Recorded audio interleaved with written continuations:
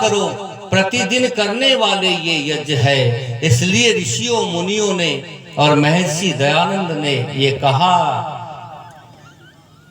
प्रत्येक का कर्तव्य बनता है कि वो प्रतिदिन 5 महायज्ञ करे। और जो 5 यज्ञ करता है ना बंधुओं, कहते हैं वो परमपिता परमेश्वर का के प्रेम का अधिकारी बनता है। किसका बनता है? प्रेम का अधिकारी बनता है। और मैं निवेदन आपके बीच में कर देना चाहता हूं, अच्छा, भगवान को जो याद करता है वो बड़ा है या भगवान जिसको याद करे वो बड़ा है? जिसको भगवान याद करते हैं वो बड़ा है, और भगवान को याद करते हैं वो बड़ा है।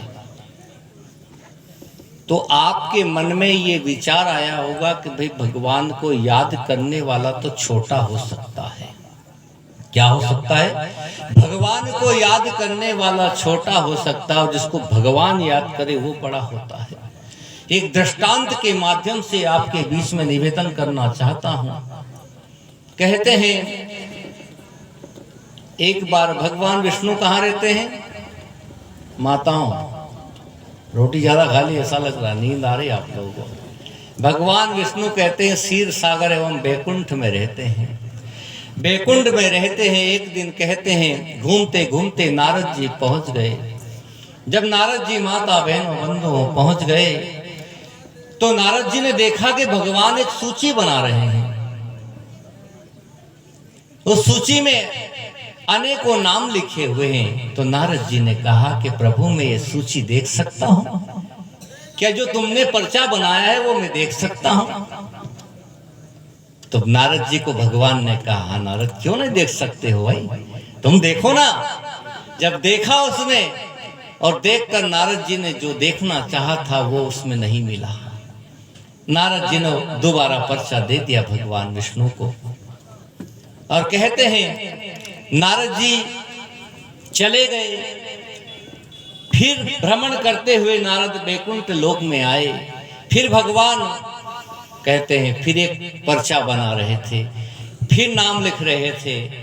अब कहते हैं कि फिर नारद जी को लगा कि भगवान आज फिर कुछ न कुछ पर्चा बना रहे हैं, फिर कहीं भक्तों का नाम लिख रहे हैं। फिर नारद जी ने पूछा, प्रभु मैं देख सकता हूं उस पर्चे को? तो भगवान ने फिर कह दिया, अरे नारद देखिए। नारद ने फिर उस पर्चे को देखा। तब भगवान विष्णु से कहा, प्रभु आप तो न्यायकारी हो, आप दयालु हो, आप पक्षपात रहित हो, लेकिन आज आपके इस जो 2 बने हुए पर्चे इसमें मुझे पक्षपात नजर आता है।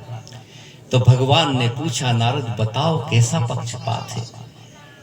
तो नारद जी कहते हैं, देखो प्रभु आपने 2 पर्चे बनाए हैं, मैं इनका मतलब नहीं समझ पाया, और मैं ये कह रहा हूं कि आप पक्षपात करते हो भक्तों से, इसलिए आपने 2 पर्चा बनाया। तब भगवान कहते हैं, नारद तुमने दोनों पर्चे देख लिए, दोनों पर्चों में जो नाम है वो भी तुमने देख लिया।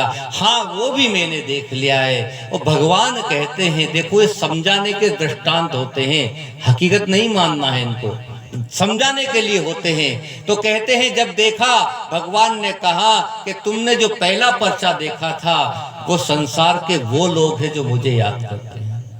पहला जो पर्चा तुमने देखा था वो कौन से लोग हैं? जो मुझे प्रतिदिन याद करते हैं। और तुमने जो दूसरा पर्चा देखा नारद, वो कौन सा है? बोले वो है जिनको मैं प्रतिपल याद करता हूँ। बताओ, परमात्मा का जो भक्त होता है उसको भगवान भी स्मरण करता है उसका, और ऐसा भक्त कौन हो सकता है? तो मैं श्री दयानंद के शब्दों में कहूँ तो कहते वो परमेश्वर का ब्रह्म यज्ञ करने वाला हो सकता है। और यहाँ पर बड़ा सुंदर कवि लिखता है, इन 5